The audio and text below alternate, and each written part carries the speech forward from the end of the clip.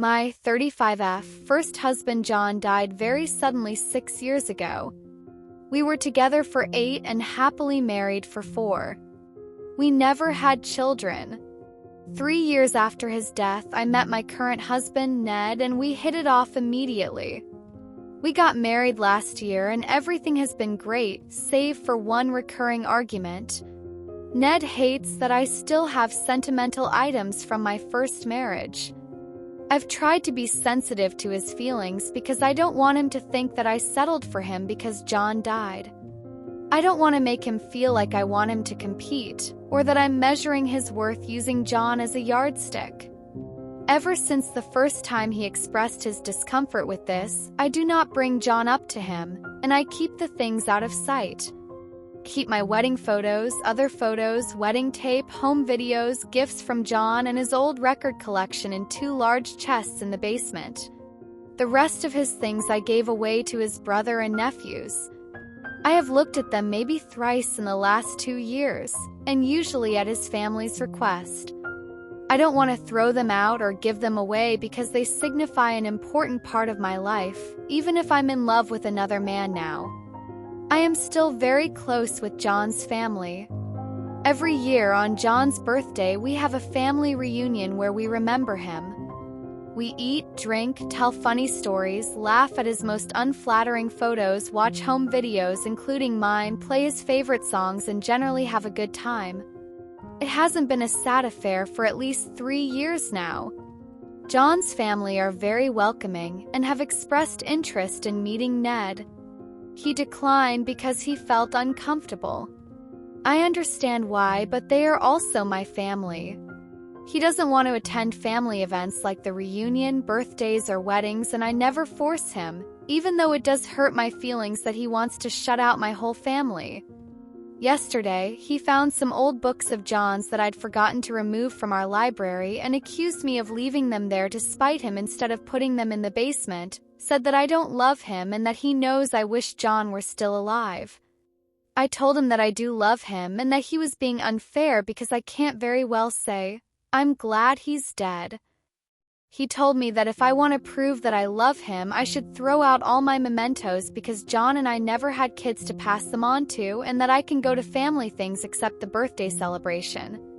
I have tried to explain that I can't simply forget 8 years of my life, and that it's unfair for him to expect me to say that I'm glad I was widowed, but he refuses to speak to me until I do what he wants.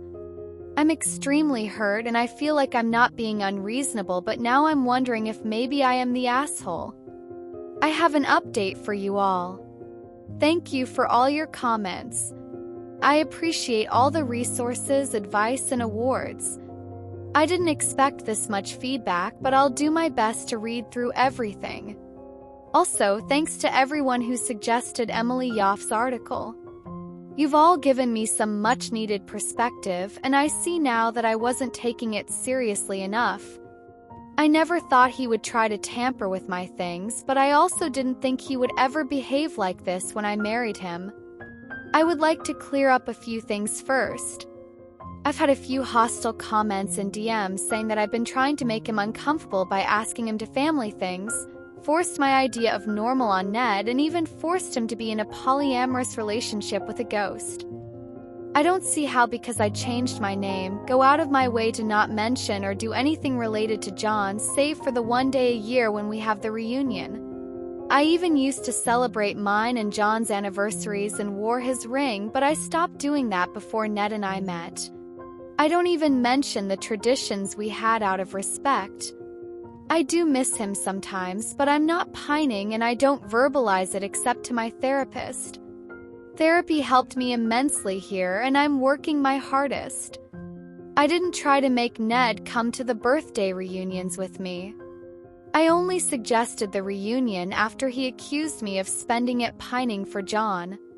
I wanted him to see that that's not true. I did ask him to come to John's brother's wedding with me, and my nephew's birthday, and he said no both times, citing the same reasons. My therapist helped me frame some points to tell Ned that we need couples therapy.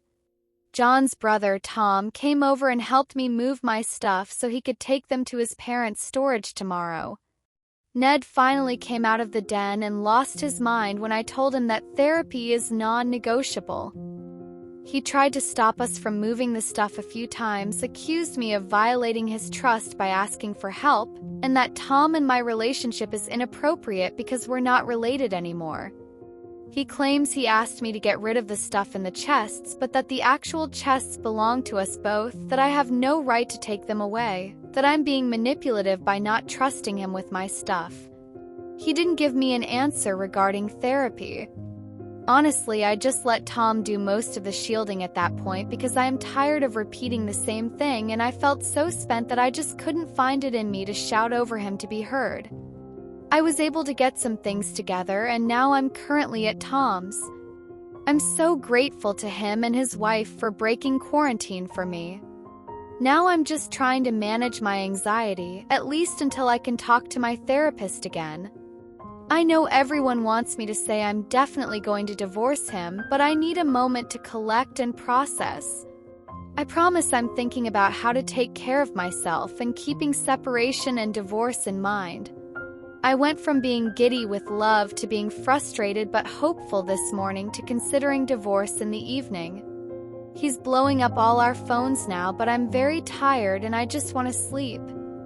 Date 2. A few people have contacted me to let me know that my post is being shared on social media and that a relationship website has written a story on it. I'm a little disappointed, but honestly, it's not the worst thing to happen these past few days. I'm mentally preparing for the possibility that it will get back to Ned and likely cause more tension. Just updating to let everyone know that I'm aware, so no need to DM me the links. Thanks again. Date 3. This thread has long grown cold, but I guess I want to write this down at least to hold me accountable to my decision. I spoke to Ned a few hours ago for the first time since I left the house. He was very angry and lashing out. Initially, I planned on having a face-to-face but give the content of his messages to myself and my family when I left. I chose to do so over Zoom.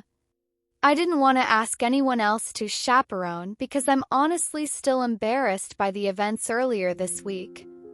There was a lot of alternation between crying, yelling, and begging, and somehow he eventually agreed to try marriage counseling and individual therapy.